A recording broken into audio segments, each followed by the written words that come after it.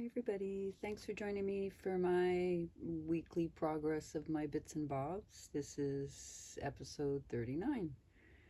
This week I'm tackling what I'm calling Gingham Shadow Box. These um, divisions in this rectangle I made because I have special treasures I've been saving to stitch in each of these. So stay tuned, I'll be sharing them later. I've stitched, appliqued the block across here, down the side, and across the bottom, and I'm just have that to do. And then when that is done, I'm going to duplicate all the embroidery around the cross stitching and the straight stitches, back stitches actually. And I'm gonna, so that the block holds more further down, just like I did here when I repeated the embroidery here and on some of the other blocks as well. It's not hard to repeat the embroidery. I just use one strand instead of however many I used before, and I just carefully go over each of the stitches. And since I love stitching so much, it's not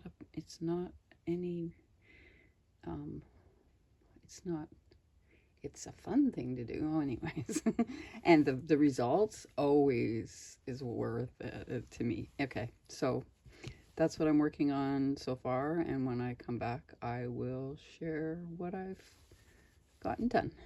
While I was sitting here stitching, I realized at the moment it's very obvious where I've done the extra embroidery stitching and where I haven't, so I thought I'd share that. You can see that I've gone around the edge of the inner block, and I've done a few of the longer lines. I've done this here too.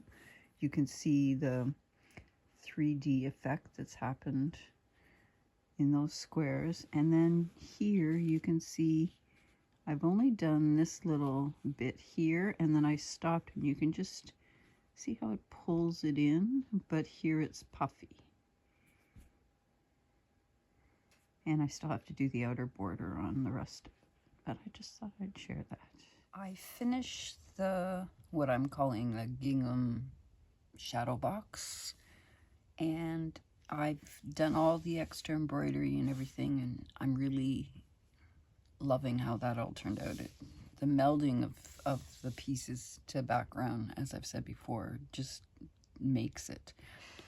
I've laid out the special pieces that I want to stitch into this shadow box to show you, but I haven't stitched them yet. I'm going to wait till much later so that they don't need to be on the quilt yet, but I thought I'd share. So I have this little gingham bow. I'm not sure if I'm going to, it actually used to be an earring. I'm not sure if I'm going to stitch it to the top or the bottom or use it at all, but that's a possibility. I have this very special glass button that I love that I thought I definitely want to feature on this quilt. I'm being careful how many glass buttons I'm posting or putting on the quilt because they're heavy, and I don't want to really super weigh this quilt down with heavy things. So I'm being somewhat stingy about heavier additions, but this is what I'd really like to do. This is one of those China buttons that I happen to have that I love. Key charms, some sewing charms. This is a sewing machine, a floss card, and a button. Another pair of scissors. I have another scissor charm that's going on the pattern piece, but it's a second scissor I have charm. This little cameo, this lovely, and I've used this in a few of my pin cushions and things, rose bead, and a couple more glass buttons that are the same but different colors.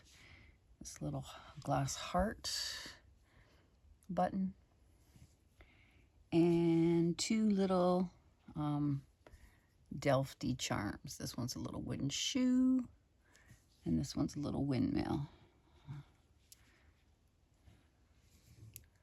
And the windmill actually moves.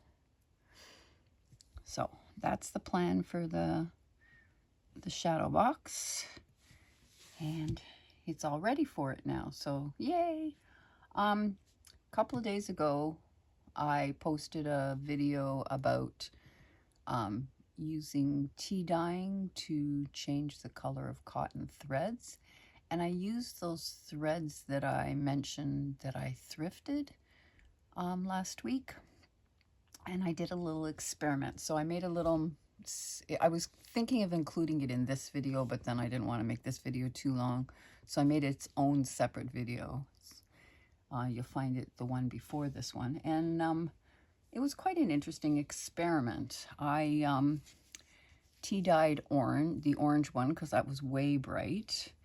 I thought I'd see what the tea dye did to that. I tea dyed the white.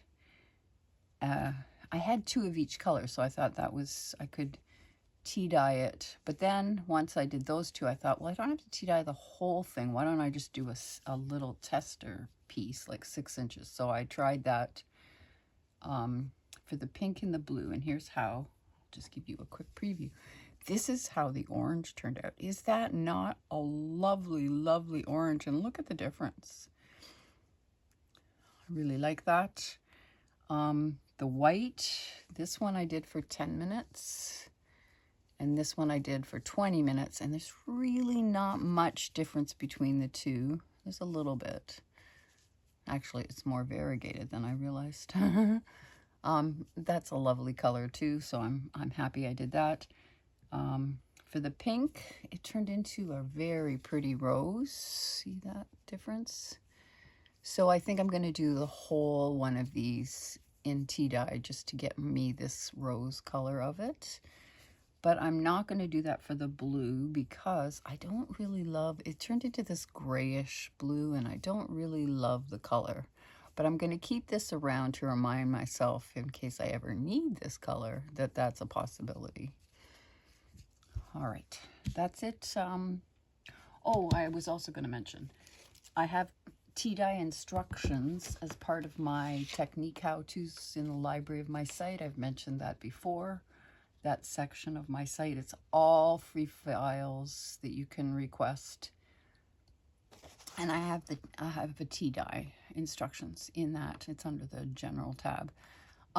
Feel free to request all files, whatever files you feel like you want. It's free.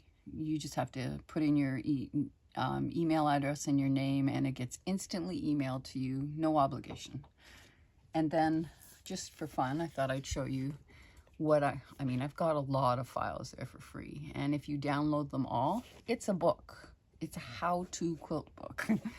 And so I just thought I'd show you that that's basically what I've done with all the files. I've put them in a little mini binder. I've given them tabs, and this is a cover that I made for my members a bunch of years back. So I put that in the cover of my, so that's a possibility. You can download them all, print them all, and have yourself a little free quilting book. Okay, that's it for this week. Hope you got inspiration. I'm happy with my progress this week. Hope you are too. Anyways, if you didn't know, it's very helpful for me regarding YouTube if you subscribe to my channel. So if you haven't done that, please do. And then YouTube will notify you whenever I have something new that you might be interested in. And other than that, thanks for watching, and I hope you have some happy stitching this week.